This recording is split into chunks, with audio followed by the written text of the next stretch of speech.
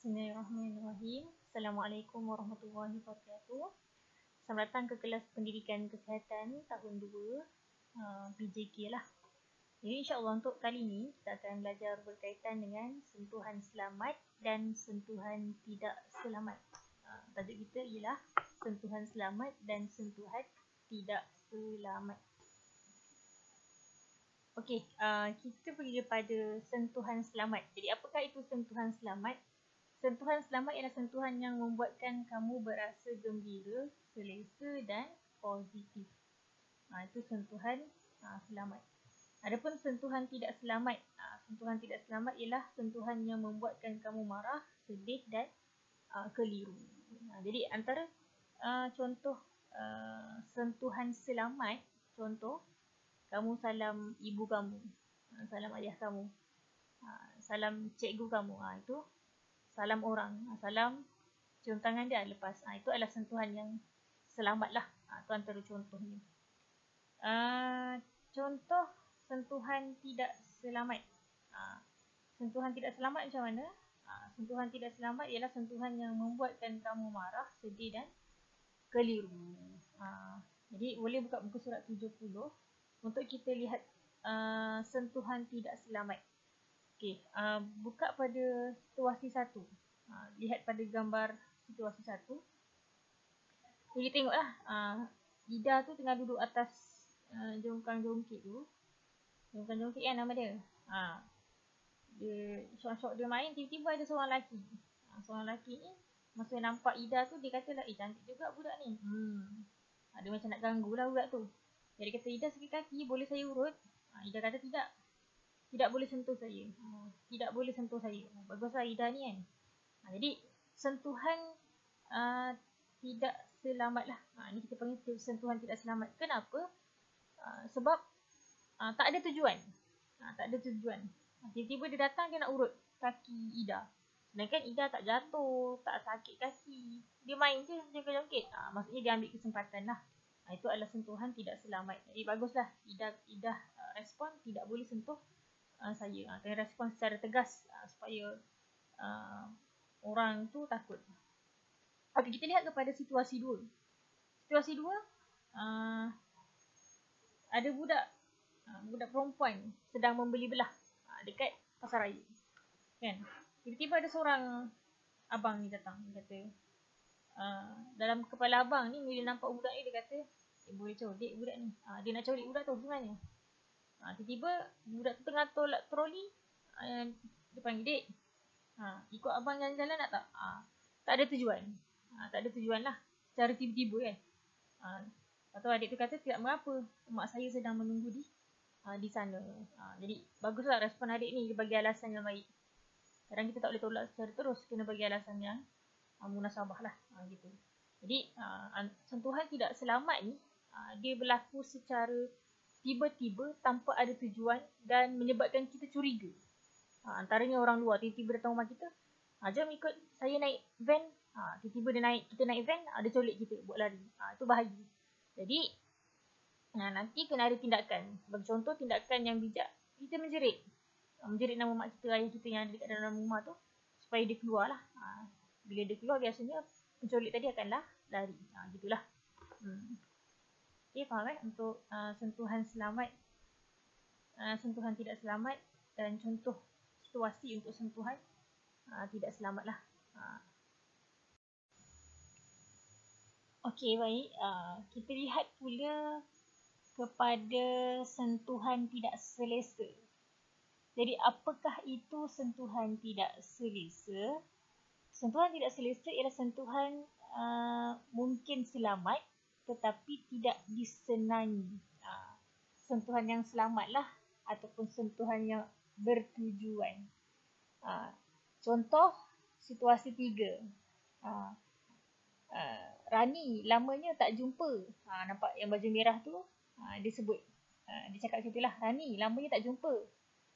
Lalu Rani yang baju purple ni cakap apa? Cukuplah Ina, saya rasa tak selesa. Jadi sentuhan ni kita nampak macam selamat kan. Sebab dia peluk. Yelah, biasalah kita tak jumpa orang lama, kita akan rasa nak peluk kan, rindu.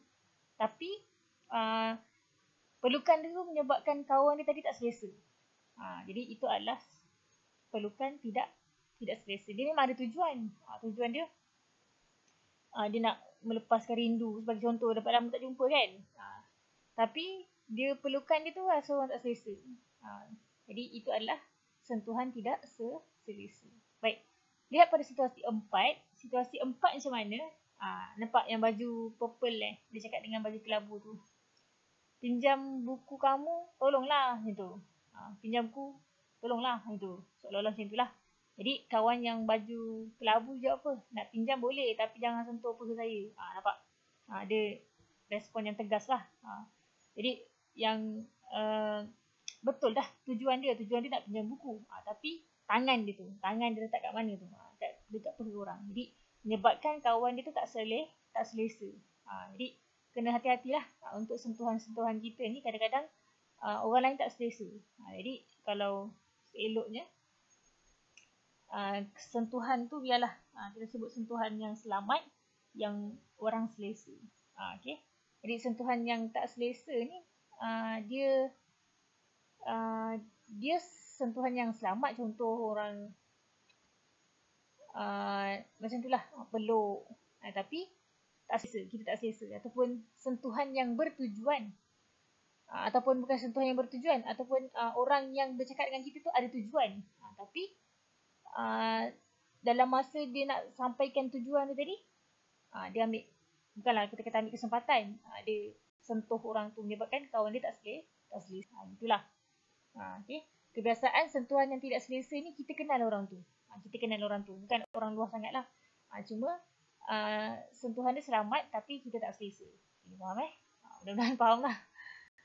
Okay. Kita teruskan. Okay. Dalam tajuk sentuhan selamat dengan sentuhan tak selamat ni, Muklimah nak kongsikan sikit lah info berkaitan dengan pedofilia. Dia ada kaitan lah dengan pedofilia. Apa itu pedofilia? Pedofilia ni adalah gangguan seksual lah terhadap remaja ataupun anak di bawah usia 14 tahun. Orang yang menghadapi pedofilia disebut pedofil dengan minima usianya 16 tahun.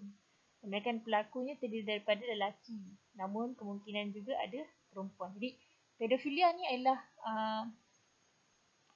gangguan seksual kepada kanak-kanak ataupun kepada remaja lah, kepada remaja. Jadi gangguan ni juga dia melalui kebanyakannya lah melalui sentuhan. Jadi kena hati-hatilah, kena hati-hati kalau orang yang lebih-lebih lagi orang yang tak dikenali. Jadi jangan kita bermudah-mudah untuk kita layan, yang pertama. Yang kedua, jangan kita bermudah-mudah untuk terima tawaran dia. Contoh dia bagi coklat ke, kan, dan sebagainya. Sebab itu adalah umpan-umpan lah ke arah gangguan seksual tu. Jadi kena hati-hatilah semua. Jadi itu adalah namanya pedofilia lah, gangguan seksual terhadap kanak-kanak ataupun remaja. Biasanya di bawah umur 14 tahun lah. Biasanya orang yang menghidap pedofilia ni umur dia mungkinlah sekitar 16 tahun ke atas. Dan kebanyakannya adalah lelaki. Mungkin ada minoriti perempuan lah dalam kes ataupun isu pedofilia ni. Okay, itu sedikit lah, sebut sedikit lah untuk pengetahuan kalian. Okay, selesai sudah kita punya pembelajaran pendidikan kesihatan pada hari ini. Jadi ada sikit aktiviti, tak banyak pun, sikit je. Pertama, sila fotostat muka surat 72. Ini boleh pilih lah sama ada kalau kalian rajin nak salin semula, silalah salin semula. Salin tu kena lukis kan. Yang mudahnya fotostat sebenarnya, tapi terpulang. Kalau ada yang nak tulis. Kalau ada yang nak mudah, fotostat. Muklimah cadangkan fotostat. Kemudian jawablah soalan yang diberikan.